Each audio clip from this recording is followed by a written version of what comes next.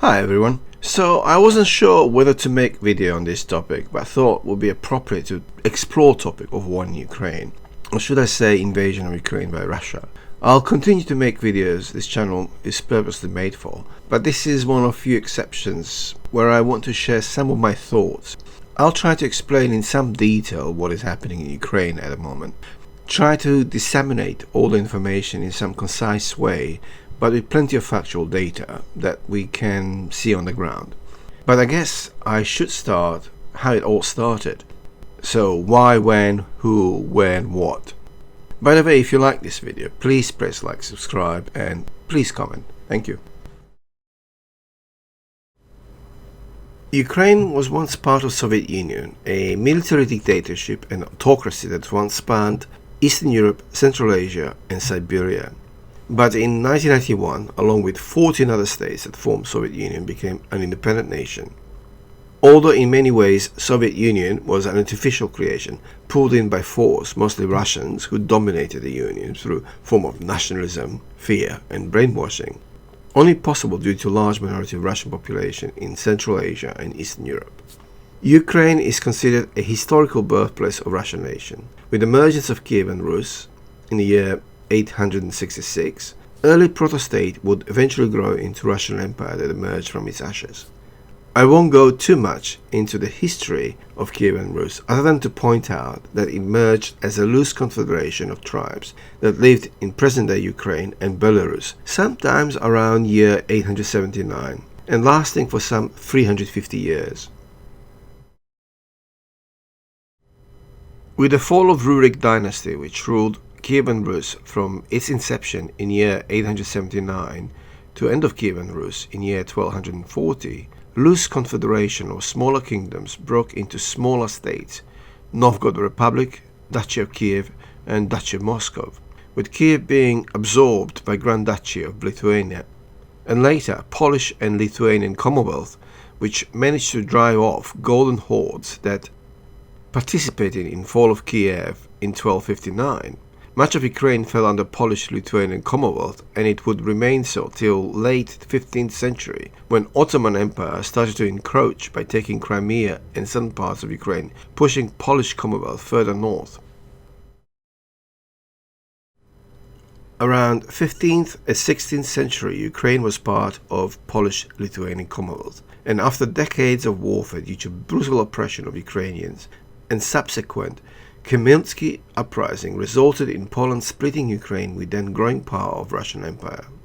Subsequent subjugation by Russia of eastern and southern Ukraine led to frequent conflicts and rebellions against Russian rule, whilst western Ukraine became more integrated into Polish and further along Austrian and Austro-Hungarian Empire. The reason why eastern parts of Ukraine are more Russian-speaking also stems out of this historical connotation. When Austria and Russian Empire fell, at the end of 1918 or after World War I, many nations that formed Austro-Hungary became independent and free to choose their own destiny. Ukrainians naturally chose to form their own nation. However, this also led to a war, First Polish-Ukrainian War of 1918 and 1919. What's left of Ukraine tried to fight off Russian invasion in form of Bolshevik revolution.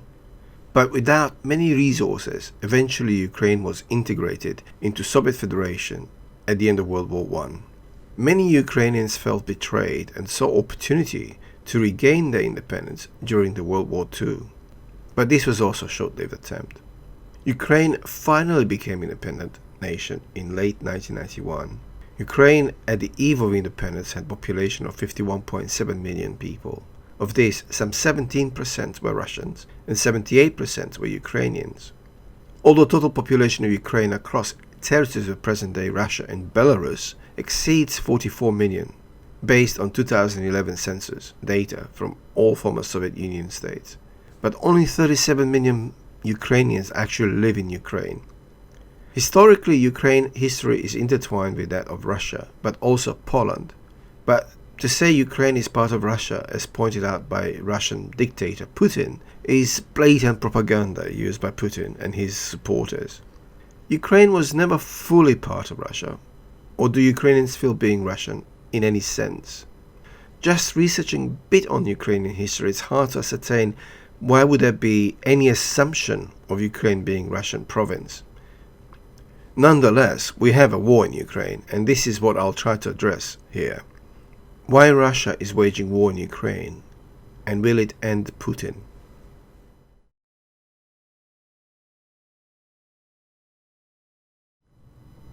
Conflict in Crimea started with Russian invading initially Crimean Peninsula with Little Green Men who blocked Ukrainian army bases and depots, preventing Ukrainian army to react, but also due to incredible amount of corruption within Ukrainian armed forces.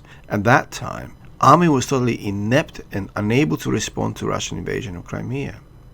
Crimea's setback for Ukraine was a quick lesson in Russian tactics of war. The fact that Ukraine needs strong army didn't escape Ukraine either. Within weeks of Crimean invasion, Russian army and special forces and FSB started to infiltrate Donbas region and try to pull another coup in Donbas, hoping Ukraine won't react. The violent overthrow of Ukrainian regional government, siege of town halls and police stations across Donbas region by Russian covert operatives as well as Russian special forces quickly escalated into armed conflict, with few troops Ukraine could muster and on such short notice. At the time, Ukraine had only 6,000 combat-ready troops. A large number of volunteers across Ukraine joined the ranks of Ukrainian army volunteer battalions, and within several months, Ukrainian army was able to field nearly 65,000 soldiers in a theatre of operations. This also includes Ukrainian mechanized brigades, 72nd, 93rd, 92nd, 95th Air Mobile Brigade, 25th Airborne Brigade, and many more.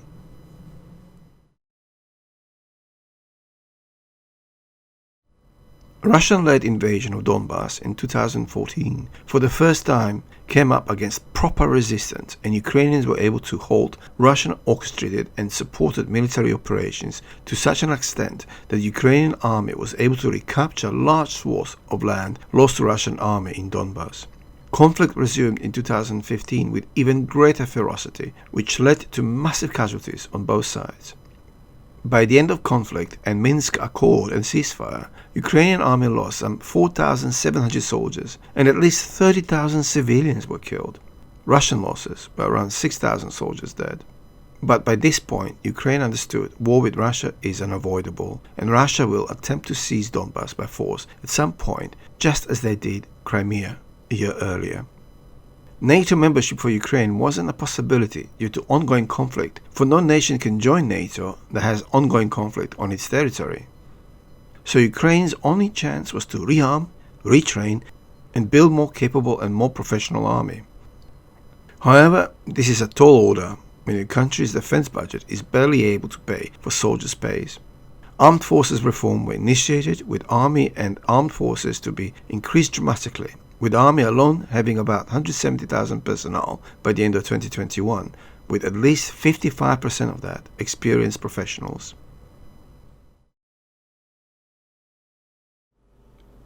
Ukrainian armed forces reforms were under full swing, and between 2016 and 2020, Ukrainian army benefited from NATO training and doctrine, which Ukrainian army started to embrace and implement. However, leftovers of Soviet military doctrine was still part of Ukraine's army organizational structure, something that would have been also looked at eventually, making army more streamlined and accountable to taxpayers.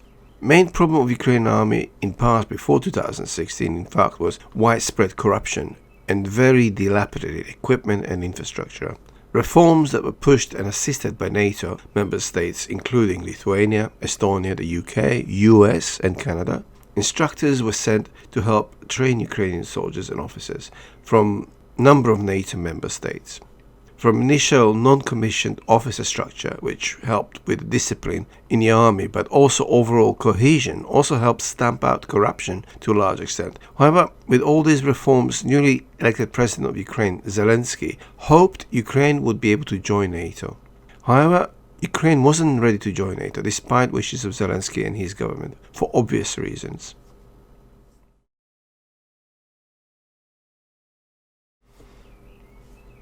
As previously pointed out, Ukraine had conflict on its territory, and part of its lands were occupied by the Russian forces, so Ukraine had little chance for NATO membership under these circumstances. However, US in particular was very keen to help Ukrainian army to train and equip and finance Ukraine in tune of $600 million per year between 2016 and 2021. Ukraine was able to modernize large stock of its tanks, armored personnel carriers, equip its army with modern anti-tank missile systems and many other systems important for waging war on a modern battlefield. Ukrainian army by late 2021 was well-equipped force of 170,000 well-trained and experienced soldiers, fielding some 850 main battle tanks, 2,700 armored personnel carriers and infantry fighting vehicles, and over 2,100 artillery pieces. The Air Force sadly had limited resources, and at the end of 2021, Ukraine fielded only 60 or so frontline fighters, 37 MiG-29, of which 8 are used for training, and 32 Sukhoi-27, 6 of which are used for training. In retrospect, Russia has well over 270 MiG-29 fighters and some 540 Sukhoi-27, 30, 34, and 35 types. The overwhelming air superiority in the air is in Russia's favor. Ukraine is fully aware of these facts, but good air defense in form of short, long and medium-range surface-to-air missiles, as well as adequate radar network, electronic warfare capability, as well as early warning could give Ukraine an edge over Russia's vast superiority in the air. So Ukrainian government started to work with Western governments in acquiring equipment that will help them deal with massive shortfalls in Ukraine's air defense. US, Germany, Estonia, Lithuania, Denmark, Norway, and now United Kingdom donated several thousand Stinger missile launchers and at least 10,000 Stinger missiles, with Poland in particular donating Polish-designed Perun short-range surface-to-air man-portable missiles. It is hoped with such large donations Russia would lose any advantage it had over Ukraine in air if these assets are spread out across the country with trained personnel who can engage enemy helicopters and aircraft as they fly over Ukrainian territory. Time will tell how effective Ukraine was in dealing with Russian air superiority, but early signs are very positive in Ukraine's favor. Russian buildup along the Ukrainian border was alarming NATO officials and US military in particular. Ukrainian armed forces were given plentiful warning ahead. Even in 2021, NATO observed large buildup of Russian forces along the Ukrainian border. By late 2021, Russia has stationed some 90,000 troops on Ukrainian border, with another 90,000 on their way to bolster these. Russia also scheduled massive military exercises in Belarus with another 40,000 troops, giving Russian army massive advantage should they wish to invade Ukraine. Typically, Russian army consists of 280,000 service personnel, 140,000 of them who are conscripts serving 18 months national service. Russia also has further 70,000 assault or airborne forces. However, these are the troops that can be transported via air, but often are just standard army units with heavy equipment, including tanks, infantry fighting vehicles, and as such. In total, Russian army during peacetime has a ground army of 350,000 personnel, of which 140,000 are conscripts. However, there are reports that the reservists were also called in to bolster Russian army, but numbers aren't sufficient to give Russia a significant advantage. At most, Russia might have mobilized 100,000 reservists in November last year, giving Russian army maximum 460,000 personnel, of which 80% are combat troops, or around 370,000 troops. Russia has deployed some 230,000 troops around Ukraine with aim of invading Ukraine at some point in late January. However, China didn't like that idea much, and Putin was forced to wait for Winter Olympics in Beijing to end. The alarming situation gave NATO cause to worry, and US started to deploy assets to Baltic states and Poland, followed by UK, which sent entire battle group, roughly 1,500 men, to Estonia. France has sent entire brigade of 4,000 men to Norway to bolster Norwegian defense. After this, Norway will host the largest NATO military exercise in recent times, with 30,000 NATO troops participating in a month-long exercise. Also, NATO issued warning to all NATO member states of impending war in Ukraine that might also escalate beyond Ukrainian border. Although Ukrainian president was very slow to act and react to NATO intelligence when NATO warned Ukraine that Russia will invade Ukraine from all directions, thankfully Ukrainian army was quickly able to stabilize and counter what were considerable assets deployed by Russia in initial stages of invasion. Russian invasion initial stage consisted of at least 140,000 troops, of which some 6,000 airborne troops that were dropped northwest of Kiev in Homstel military airfield. As Russian army attacked from three main directions: Kharkiv in the northeastern Ukraine with a force of at least 40,000 troops, through Belarus in northwest attacking Kiev with at least 40,000 troops, and through Crimea attacking with at least 60,000 troops. The smaller scale attack through Donbas was initiated with the Donbas mobilized militia, which amounted to further 30,000 troops. All but Crimean thrust were fought off and halted by Ukrainian army, which was quickly able to rout Donbas assault as well as Kiev thrust, which initially managed to reach small city of Irpin, some 30 kilometers from Kiev city center. Major battle ensued in and around Kharkiv, and eventually Russian troops were put under control. In these operations, Russians suffered catastrophic losses, losing well over 100 of their best tanks, some 20 combat aircraft, and as well over 40 helicopters. Russian losses, as of this video's recording, according to Ukrainian reports, stands at least 12,000 killed, captured, wounded, or missing Russian soldiers, and equipment that could arm a mid-sized army consisting of at least 350 most modern Russian tanks, well over 1,200 infantry fighting vehicles, and arsenal weapons that Russia would have a hard time replacing.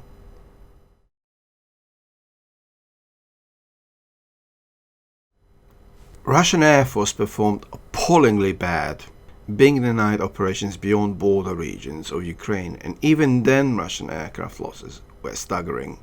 In 1,200 or so combat sorties Russian Air Force performed since invasion of Ukraine on 24th of February, Russian Air Force lost at least 75 frontline combat aircraft and well over 85 helicopters, not forgetting 2 Ilyushin 76 aircraft loaded with 300 parachutists. All perished when both aircraft were down on first and second day of Russian invasion. The arrogance of Russian military and political hierarchy is breathtaking. The idea that they would be able to walk over Ukraine like they did over Georgia because they are Russians is amazing. What Ukrainian army taught them is training and experience can't be substituted with arrogance and bravado. Russian losses will continue to mount, as best of what Russia had to offer was spent in the initial stages of the war. Losses in armor and mechanized formations can't be replaced overnight, nor can be the vast quantity of ammunition and personnel lost so far.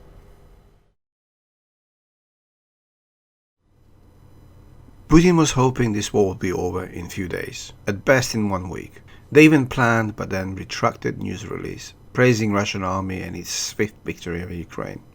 It was clear Ukraine won't surrender, or lay their arms as Putin asked. What Putin didn't expect is resistance of Ukrainian army and its ability to inflict devastating losses on Russian army.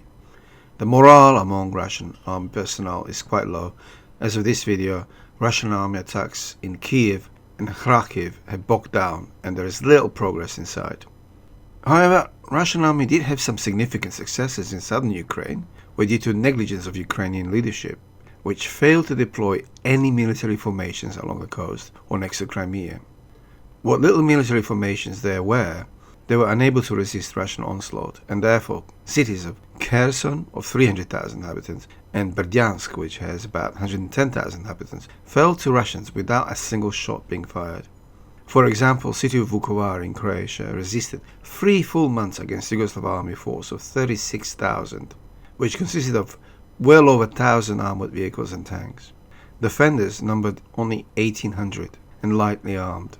Yugoslav army suffered massive casualties at Vukovar, estimated at 3,600 killed and wounded. Over 140 tanks and armored vehicles destroyed.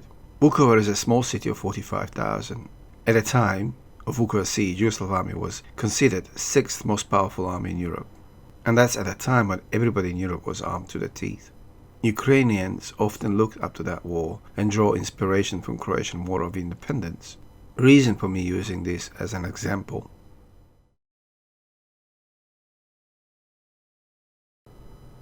Croatia won its independence the hard way and is today a full member of European Union, NATO, and soon it will join Eurozone and Schengen. I am certain Ukraine will as well be part of this organization one day, and this is why Ukraine needs to resist, draw its continued inspiration from Croatian War of Independence, but also other wars where much weaker opponents managed to defeat much larger opponents. Vietnam War for US, for example, or Afghanistan for Soviets. I am very confident Russia will lose this war. They are already demanding all sorts of concessions and negotiations regarding future of Ukraine, of course. Ukraine won't accept terms in which country gives away its hard-fought independence. There is a good reason to be optimistic. First of all, Russia went into this war with totally unprepared, thinking just threat of Russian army would scare Ukraine into submission. Clearly this is not what happened. Ukraine fought back and halted most concentrated assault by Russian army. Russian penetration into Ukrainian territory was limited and in many cases checked by Ukrainian army. Where possible, Russian army columns are attacked and destroyed piece by piece, often with small mobile attack squads or platoons containing no more than 40-50 soldiers, armed with anti-tank missiles, anti-tank grenades, and several anti-aircraft manpads. Russian army is experiencing severe supply problems, where army only planned for several days of fighting and now faces chronic shortage of ammunition, fuel, water and food. Many of the Russian army conscripts didn't even know they were in Ukraine and thought they were on exercise only to find themselves in full combat operations, not prepared or trained for. Russian army command is totally broken up in Ukraine, and Ukrainian army has inflicted considerable damages on Russian army and ability of Russians to pursue their objectives. For an army that is reportedly third most powerful in the world, they are having a hard time in getting anything done. With each passing day, Russian army is getting weaker and less capable, with many conscripts deserting their equipment and gear, which is then picked up by Ukrainian farmers. It is estimated Russian army in Ukraine lost a fifth of its effective firepower due to conscript desertion and abandonment of the equipment. Lack of fuel and food as well as ammunition poses severe strain on Russian army's supply chain, and this will only be exacerbated as spring turns field of Ukraine into impassable slurry.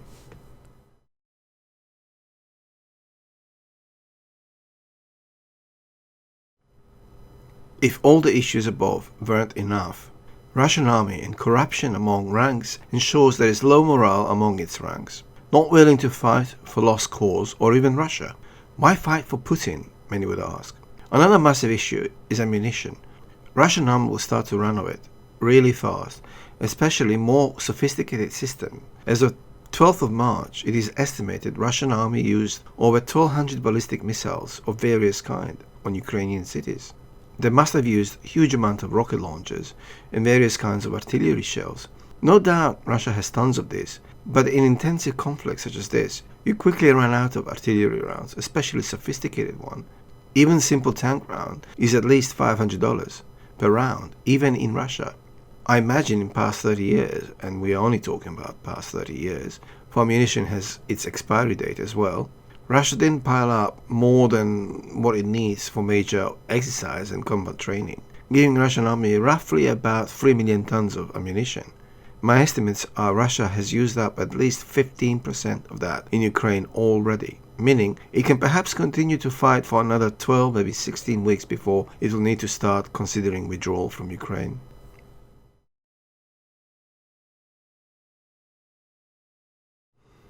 I understand production of new ammunition is ongoing, but it isn't cheap, especially when national currency is losing value fast and foreign reserves are almost depleted, and there is massive personnel loss. If it is to believe reports from foreign and Ukrainian media, manpower in Russian army is at critical point. They started assault on Ukraine with 230,000 soldiers, by my estimates. Desertion and casualties represent at least 10% of current manpower. If it continues at this rate, Russian army will be down to 180,000 in a few weeks' time. But the Ukrainian army, now mobilized, will have at least 500,000 personnel. By late April, Ukraine will be ready to retake lost territory and inflict devastating losses on Russian army in Ukraine. Russian army, on the other hand, by that point, will be down to 140,000 combat troops, or even less. I can't imagine how they will be able to hold 500,000 or million Ukrainians if they couldn't face 170,000 of them when they had numerical advantage in manpower and armor. I would like to remind you that in 1917 October Revolution was started by Russian combat troops dissatisfied with the state of their country. Could that be a repeat of this in 2022? I can only hope. Suffice to say, Ukraine will be the end of Putin and his brutal reign. If you like this video, please press like and consider subscribing. Thank you.